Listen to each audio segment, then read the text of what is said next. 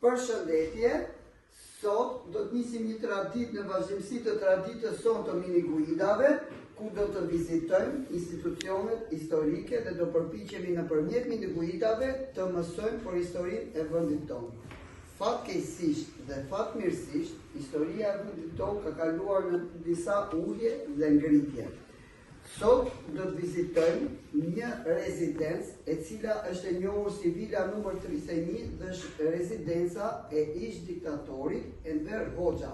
Për 50 vjet, Shqipëria fatkeqësisht përjetoi një nga regjimet më të këqija dhe më të egra diktatoriale. Duhet të mbajmë parasysh gjithmonë një këshill në vesh.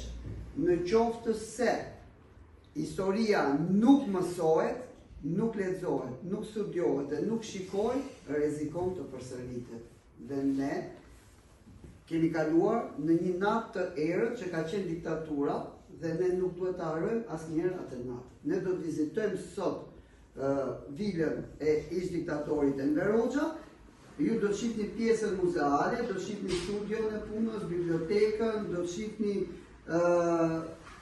ambientet e tjera të vilës, por mbi gjitha do të takoni përfaqësues nga autoriteti i dosjeve që avash avash ne do nisim një nisëm që të flasim për krimet e komunizmit. Duhet ta kuptoni, siç ka qenë fashizmi, nazizmi, kemi përjetuar një sistem që quhej komunizmi, pra ishte një ideologji e cila këtu në Shqipëri u ngrit shumë e egër dhe njerëzit përjetuan fatkeqësisht humbje jete, tmerre nga më ndryshme, internime e më radhë. Gjitha këto nëpërmjet miniguidave do të mësojmë. Do ta nisim nga sot me Vilën 31, ku është qendra kryesore e njeriu që e ngreti këtë sistem të tmerrshëm për Shqipërinë.